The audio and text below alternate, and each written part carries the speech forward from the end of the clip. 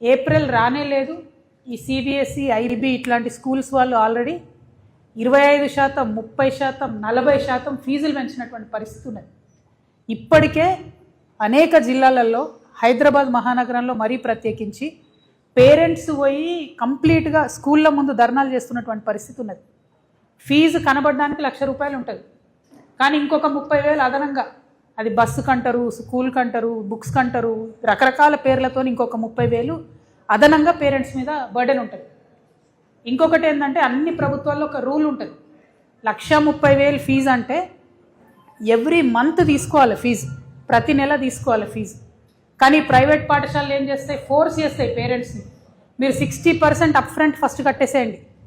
అంటే ఒక పేద మధ్యతరగతి ఉద్యోగికి భార్యాభర్త ఇద్దరు చేస్తే కూడా కుటుంబం వెళ్ళడం ఇబ్బందిగా ఉన్నటువంటి ఒక చిన్న కుటుంబంలో 60% ఫీజు అంటే ₹60,000 ఒకటేసారి కట్టాలి స్కూల్ కంటే నిజంగా దేవుడు కనబడే పరిస్థితి ఉన్నది ఇవాళ తెలంగాణ రాష్ట్రంలో.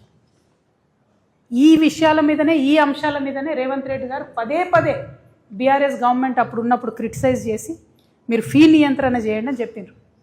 మరి ఇవాళ 3 సంవత్సరాలు అవుతుంది, 3 బడ్జెట్లు పెట్టుకున్నారు వీళ్ళు.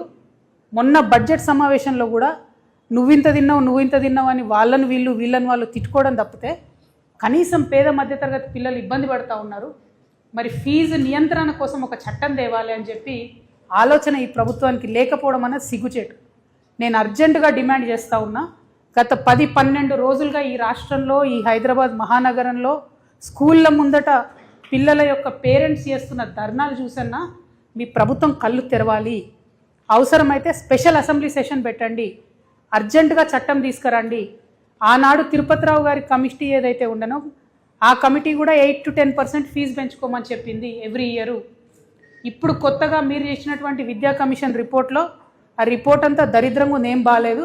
ఒకటే ఒక సెంటెన్స్ బాగుంది, ఏంది అంటే ఫీజు నియంత్రణ చట్టం తేవాలి, దాన్ని 7 to 9% పెంచుకోవచ్చు అని ఇప్పుడు ఇచ్చిన విద్యా కమిషను రిపోర్ట్ ఇచ్చింది. కనీసం దాన్నన్నా అమలు చేయండి. స్పెషల్ అసెంబ్లీ సెషన్ పిలవాలి ఈ ప్రభుత్వం చాలా అర్జెంటుగా, ఫీ నియంత్రణ కమిటీ వేయాలి అర్జెంటుగా.